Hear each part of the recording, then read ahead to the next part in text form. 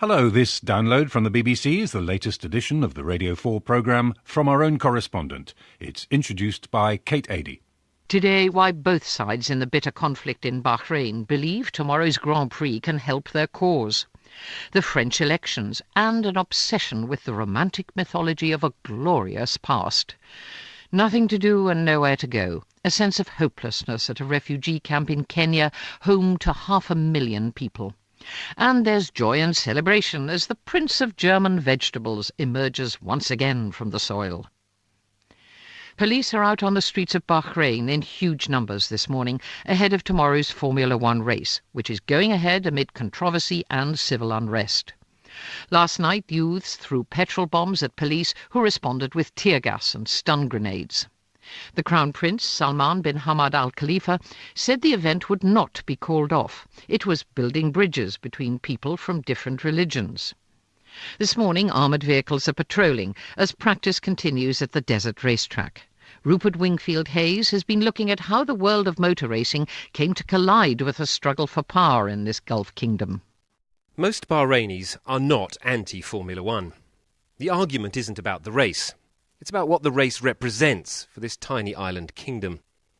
For the Al Khalifa royal family that runs the island, and has for the last 200 years, it's about showing the world that Bahrain is back in business, that the unpleasantness of the last year is over, and that, as they like to tell foreign journalists, it's time to move forward. And there are many Bahrainis who would agree. Business has been bad. Visitors have been staying away, hotels are half empty. What better way than the big race to bring them back? The government's slogan plastered across the island this race weekend is "One Nation, Unified in Celebration." If only it were remotely true. For the opposition, Formula One is something completely different. It's been feeling pretty let down recently. America and Britain have lost interest. Foreign newsrooms only care about Syria and Iran. They feel like they've been forgotten. Now, for a few days, they've got a golden opportunity to remind the world that they have not gone away, that it's not business as usual. And they're going to make the most of it. And that's why immigration officials have been turning away foreign reporters by the dozen from Bahrain International Airport this week. I was told to leave on Thursday after being allowed 4 days in the country. Not long, but enough to draw some conclusions. I've been told by regime supporters, and not a few expatriates in Bahrain, that people like me are getting it completely wrong. That the nightly violence is confined to a few villages, where a handful of hotheads throw petrol bombs at the police, who act with extraordinary restraint. Well, on 3 evenings this week, I was at 3 different demonstrations. Yes, there were young hotheads with petrol bombs, but the vast majority taking part were peaceful, and they were not a handful. The smallest demonstration was by about 1,000 people, and the others were bigger.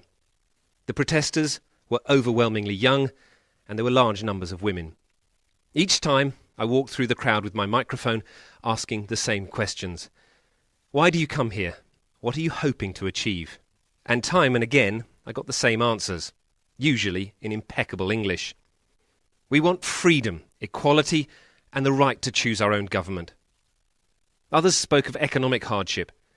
We want jobs and decent housing.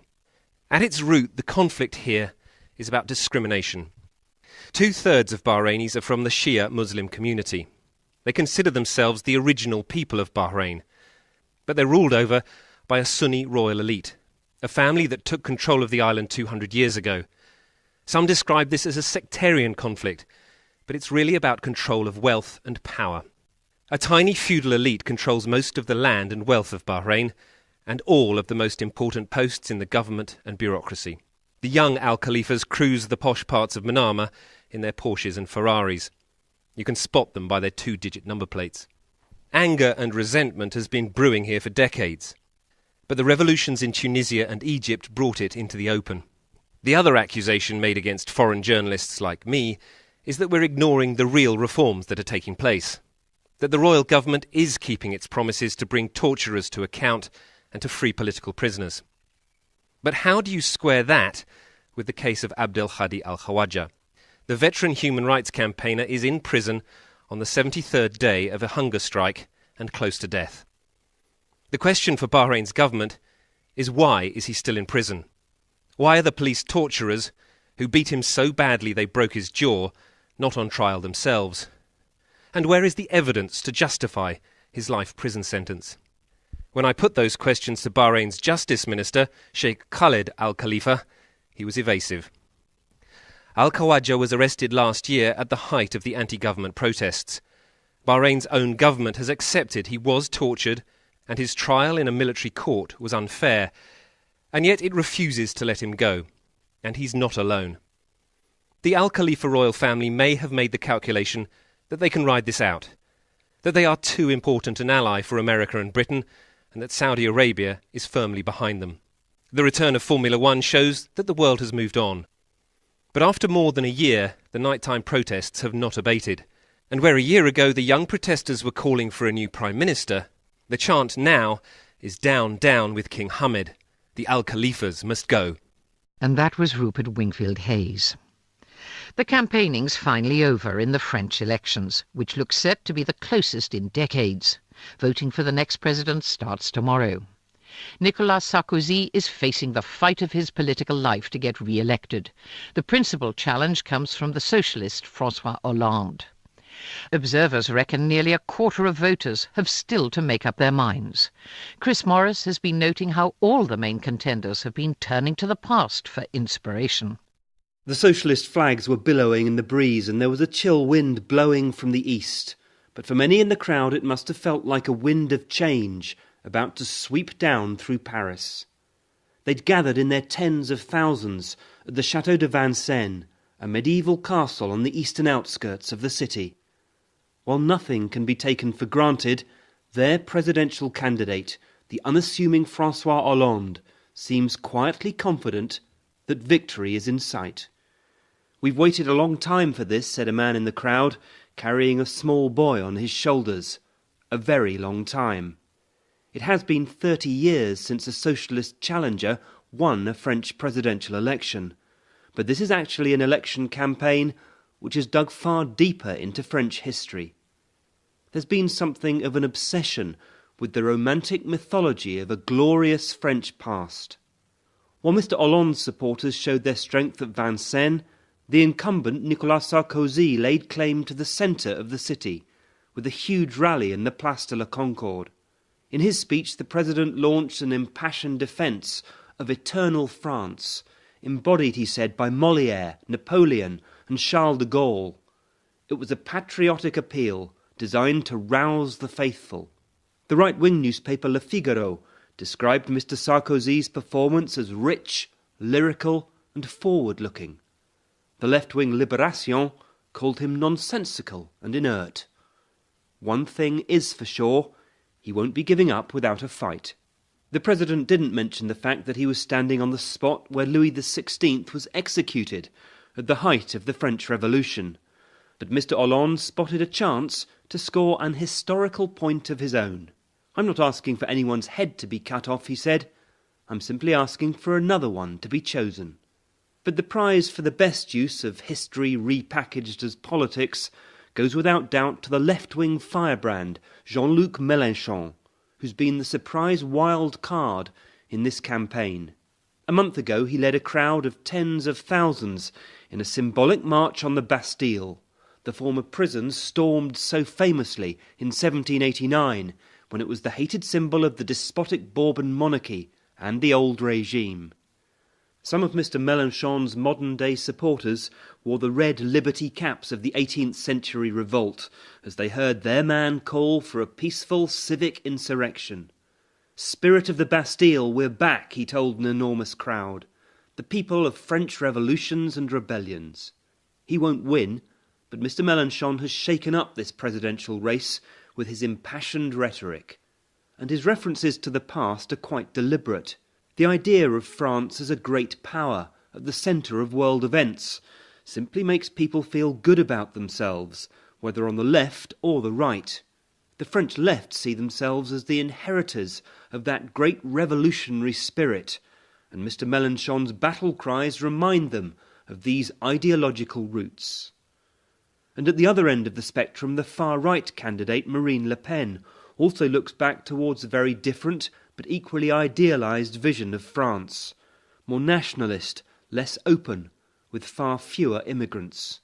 Like her father before her, she'd like to claim the mantle of the French patron saint Joan of Arc, who kicked out the invaders. But the Maid of Orleans is also a national symbol, greater than any single party. But why so much harking back towards the past? One of the main reasons is that the present is making everyone so anxious. The Eurozone crisis, and in particular the comparison of the French economy to Germany, has cast a pall of gloom over this election season. There are calls for change and for economic renewal and reform, but not much appetite for the tough choices which loom in the near future. Social security, pensions. It's easier to look back to a golden age and summon a spirit of resistance. So the past is a comfort zone, the only place where all the main candidates can sketch out their vision of hope. But fast forward to the present, and this is, in the main, an election without a feel-good factor. It's a source of concern for everyone, but usually it's bad news in particular for an incumbent. That was Chris Morris in Paris. The Dadaab settlement in northern Kenya is the biggest refugee community in the world. Its population of more than 500,000 means as many people live there as in places like Leeds or Bristol. And Dadaab is getting bigger all the time as people flee the conflict and hunger in neighbouring Somalia. It's been there for 20 years now and is divided into 4 separate camps. Mary Harper has been finding out that recent attacks on the refugees and the kidnapping of foreign aid workers have led to the humanitarian agencies dramatically scaling down their work. The first thing I noticed was the smell. It hung trapped over the camps, stale and miserable, a mixture of smoke and old clothes, of bodies in need of a good wash, in a place where water, soap and privacy are scarce. 20 years' worth of the dirt of humanity, in a place where people live in tents on the sand, unable to go home and forbidden from leaving the camps to try to build a life elsewhere. As one man said, we live in an open prison. The second thing that struck me was the way people moved and the expressions on their faces. There was a death of spirit. Their bodies appeared beaten down, shoulders hunched as they walked listlessly through the camps, dragging their feet through the red dust. A boy in pink flip-flops, far too small, scuffed his way onwards as a white Land Cruiser raced past us, churning up a cloud of sand which beat against our faces. We stopped to talk to a young man who emerged from what was now his home, a flimsy construction of sticks and ragged cloth. Like everyone else, he'd built a low fence of thorns around it to separate himself from the families crammed about him. He said his name was Bashir Abdullah and that he was 25 years old. I walked here with my mother from far inside Somalia. I hate this place, especially the hot, dirty wind from which I cannot escape. Worse still, there's nothing to do and nowhere to go. No wonder, I thought, that some young men leave this place, returning to Somalia to fight for Islamist insurgents linked to Al-Qaeda. Although some people have lived in the camps for more than 2 decades, they're still not allowed to use stones, concrete or other robust materials to build their homes. Dadaab, the authorities say, is a refugee camp, not a permanent settlement. The strongest-looking buildings I saw were the mosques made out of metal sheets and the tin toilets standing like sentry boxes at regular intervals between the mass of cloth tents, stained red with dust. Things cheered up a little in what my companions described as Ifo High Street, the main shopping area for one of the camps. Kiosks made entirely from empty, flattened tins of food donated by the USA sold batteries, small bottles of perfume and mobile phones. There was a barber's shop, an internet cafe, a money transfer business. We drove past some freshly dug graves as we left the camps, heading up towards the Somali border. We reached a place where, in material terms, people have far less than those in the camps, even though they're native Kenyans, not refugees. They have no shops, no mobile phone coverage, no clinics, and no free food and water rations. Until recently, they had to walk their livestock for 3 days and 3 nights from their grazing grounds to water. One of the people I was with, who originally came from the area and has done well for himself in the capital Nairobi, understood how difficult things were. He raised enough money for a borehole which had just started working. We watched as cows, sheep and goats quenched their thirst. They no longer needed that long walk to water. We visited another settlement where the same man got together some wealthy friends and in a single day raised $100,000 to pay for a school. Some lively boys scampered about and showed us where their school used to be. It was just a tree in the sand, and they and their teacher used to sit in its shade.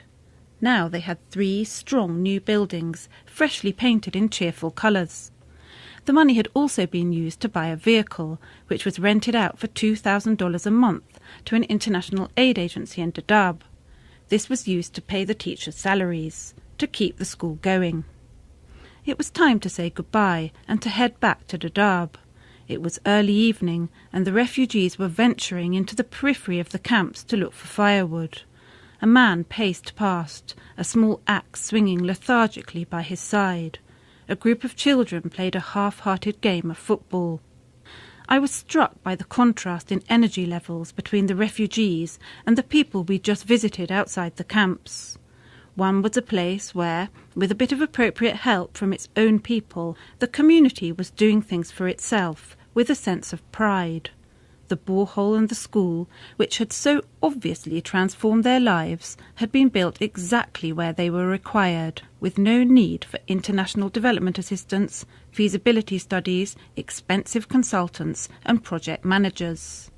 The other, the refugee camp, and its atmosphere of resigned hopelessness remained hostage to the lumbering machinery of foreign aid. Mary Harper in Kenya. A new road's being blasted through a section of the Himalayas in northern India which promises to change lives there forever. When temperatures drop, you can only get from one valley to another by trekking along a frozen river. During some of the other months, deep snow means this part of Ladakh region is completely inaccessible. Visitors can't get in, the people who live there can't get out. Paul Howard's been to visit them and to see what they think of the prospect of this new link with the outside world. The sight of the frozen river disappearing into the Stygian gloom of the gorge ahead made me pause. Never walk on the ice. My mother's 35-year-old warnings about the perils of frozen ponds rang loud in my ears. Noticing my hesitation, my friend Tanzin, who lives in London but whose home and family were the other side of this imposing obstacle and were the reason for our journey, chided me gently and demonstrated just how solid the ice was by skating nonchalantly. He was right. It was too late to back out now. We had travelled halfway round the world to spend the next 5 days walking through the frozen Zanskar River Gorge high in the Indian Himalayas. Any qualms I felt should have been resolved long ago. In this respect, I was lucky. Those, like Tanzin, who come from the remote Buddhist kingdom of Zanskar, don't have the luxury of choice. Trapped behind 6,000-metre-high peaks, the high passes that provide summer access to Zanskar are blocked by snow for 7 months of each year, leaving Zanskar completely isolated. The only exception is in the early months of the year, when the plummeting temperatures, minus 30 degrees Celsius is not uncommon, allow the Zanskar River to freeze and the pathless gorge to be negotiated, if you don't mind walking on the ice, of course. It was time to take the plunge, though only metaphorically, I hoped. I stepped forward. The ice held. This ought not to have been a surprise. As well as safely supporting myself and Tanzin, the frozen Zanskar River has supported traders and pilgrims for nearly 1,000 years. Once a tributary of the famous Silk Route, the Chadar, the name given to the journey through the Zanskar River Gorge, is essential to life in Zanskar. Without it, permanent habitation would not have been possible. Yet the fate of the Chadar, even that of Zanskar itself, is now uncertain. Change began with the arrival, in the 1980s, of tourists looking for that elusive combination of adventure and a genuine cultural experience. On our way through the gorge, the majority of those we encountered were either trekkers or their guides, cooks and porters. There were no longer monks taking yak butter to sell in neighbouring Ladakh, or returning with copper pans from the appropriately named village of Chilling at the head of the gorge. Far more significant, however, was the road workers' camp we passed on our arrival in Zanskar proper, and not just because the Indian Army officer in charge was so drunk he could no longer recall where, or even what, the satellite phone was that we hoped to use to call for a jeep to collect us. The camp marked the current extent of the new road that is being blasted through the river gorge, and that will, once finished, provide Zanskar with its first permanent connection with the outside world. Exactly how long it will take to complete is uncertain. Construction started more than 10 years ago, and there is still a lot of hard work to be done. The exact impact of the changes it will bring is similarly unclear. What is clear is that Zanskar, for now at least, is still defined by its isolated past, the careful husbanding of scarce resources that has allowed people to live in such a hostile environment for millennia, the continued observance of cultural and religious traditions now prescribed in Chinese-controlled Tibet that has prompted the Dalai Lama to say Zanskar is vital to the future of Tibetan Buddhism as a whole. What is also clear, I discovered while spending a week enjoying noodle stews and potent home-brewed chang with Tanzin's family, was the local desire for the road to be completed as soon as possible. The concerns I expressed about the loss of traditions like the chadar in an increasingly homogenised world cut little ice, if you'll excuse the pun, with those for whom a round trip to the shops, or the hospital, is such a perilous 10-day trek. The reasons for this enthusiasm were reinforced as we took to the ice again for our return journey. It was not the challenging chadar that upset the cheerful group of parents and school children we met tackling the world's most arduous school run. Snow, ice and sub-zero temperatures are facts of life for Zanskaris. It was the 8 or 12 months away from home that resulted from Zanskar's continuing isolation that saw stoicism give way to sadness. My own concerns about the wisdom of choosing to walk on the ice of the Zanskar River now seemed considerably less important. Paul Howard in the Himalayas. Here there are those who contend that with all food now available at all times of the year in your local supermarket, the joys of seasonal eating have been largely forgotten. But others, perhaps those who eagerly anticipated the first English asparagus of the season, will say that's nonsense. There's as much pleasure as ever to be had from sampling what's freshest and ripest. In Germany, the short season for consuming white asparagus has just begun, and, as Steve Evans has been finding out, that's a cause for celebration. It is Spargelzeit in Germany, just. In this part of the world, the season opened on Thursday, with a formal tasting in the presence of dignitaries of the state of Brandenburg. This matters. Just as the sighting, or rather hearing, of the first cuckoo in spring was once a British ritual marked by a letter to the Times, so is the cutting of the first crowns of asparagus that peep out of dark mounds of earth in Germany. And now that the season is open, everybody in this country will be bombarded with the stuff for the next 2 months. There'll be wooden huts at thousands of road junctions selling nothing but white asparagus. Every restaurant, offers its own specials of asparagus wrapped in bacon, or in a buttery sauce, or just plain butter with pepper, or crisp on a plate, or limp on a plate. There is asparagus soup, asparagus sausage. I've had ham with asparagus embedded in it. Asparagus ice cream is not unknown. And, or so I am informed by a keen-nosed friend, no toilet at a concert will now be free of the smell that asparagus imparts. It is a great leveller, she says. No matter how posh the patron of the poshest symphony hall, the smell is the same. Not that it puts Germans off what they really do call the king of vegetables. There will be asparagus festivals. Spargel queens will be crowned with crowns made of asparagus. The most imaginative have the asparagus sticking out like horns. There will be debates about cooking, should one add sugar, and debates about peeling. Is an electric peeler a betrayal of tradition? Though the usual debate about the influx of Polish labourers to pick the very prince of German vegetables has been muted this season. Farmers have already been interviewed on television, an excuse, it seemed to me, for the coarser bits of the German media to get pretty female reporters to ask fat old farmers of the male variety whether asparagus really is an aphrodisiac. please. But most aspects of the season are very wonderful. The joy is not the food itself, but the idea of seasonality. The food comes, you eat lots of it, you get a bit tired of it, oh, not asparagus again, and then it goes promptly on June the 24th, the feast of John the Baptist, when the industry determines that enough is enough and the stalks of the old have to be hacked, ready for the next season. This sense of everything in its time makes the food seem like a real part of the country in its raw, earthy, eternal texture, as indeed it is, a product of the dark soil itself. Mushrooms too are celebrated in the same way as they come into and out of season. Who knows what the mixture of phallic symbolism and fertile soil means in the German psyche? All I know is that to eat asparagus is to partake of the country itself.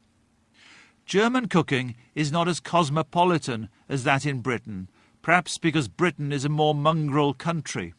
We know that chicken tikka masala is the British national dish. Germans, incidentally, sometimes sneer at British cooking. I point out that it is actually the most varied cuisine in the world because it's so eclectic. But that cuts no ice. Or asparagus. Spargelzeit is the most obvious sign of seasonality. But there are others which aren't celebrated. As you drink fruit juices, for example, or eat cakes, both highly advisable in Germany, you notice the ingredients changing. The country's unsung delicacy, to my palate, is rhubarb. And rhubarb comes around just about now as a fruit juice and a cake topping and lasts into the summer and then vanishes. And then black cherries, sweet and sour and juicy, arrive and are devoured and depart. Britain, I'm afraid, may be losing this sense of the seasons. It is surely marvellous to eat asparagus at any time of the year, flown in from Peru or Kenya. And in my family, tinned green asparagus remains a family treat at Christmas. But there is something pretty orgasmic, too, about waiting and anticipating and then enjoying. Who can forget the first bite of an English apple in the autumn, or a new Pembrokeshire potato in the spring? Or in Germany, a plate of white asparagus with butter and a lot of pepper in April. In fact, this very evening. Steve Evans in Berlin with that German stuff. I'll stick to the English asparagus, please. That's it. I'll be back with more from our own correspondents, more from their menus too, probably next Saturday morning. Do join us. Goodbye. Of tomorrow's Formula One race, which is going ahead amid controversy and civil unrest. Last night, youths threw petrol bombs at police who responded with tear gas and stun grenades. The Crown Prince, Salman bin Hamad Al Khalifa, said the event would not be called off. It was building bridges between people from different religions. This morning, armoured vehicles are patrolling as practice continues at the desert racetrack. Rupert Wingfield Hayes has been looking at how the world of motor racing came to collide with a struggle for power in this Gulf kingdom. Most Bahrainis are not anti-Formula One. The argument isn't about the race. It's about what the race represents for this tiny island kingdom. For the Al Khalifa royal family that runs the island, and has for the last 200 years, it's about showing the world that Bahrain is back in business, that the unpleasantness of the last year is over, and that, as they like to tell foreign journalists, it's time to move forward.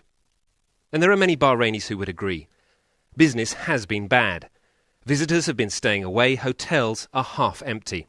What better way than the big race to bring them back? The government's slogan plastered across the island this race weekend is "One Nation, Unified in Celebration." If only it were remotely true.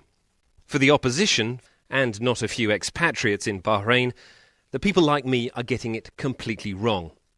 That the nightly violence is confined to a few villages, where a handful of hotheads throw petrol bombs at the police, who act with extraordinary restraint. Well, on 3 evenings this week, I was at 3 different demonstrations. Yes, there were young hotheads with petrol bombs, but the vast majority taking part were peaceful, and they were not a handful. The smallest demonstration was by about 1,000 people, and the others were bigger. The protesters were overwhelmingly young, and there were large numbers of women. Each time I walked through the crowd with... Hello, this download from the BBC is the latest edition of the Radio 4 programme from our own correspondent. It's introduced by Kate Adie.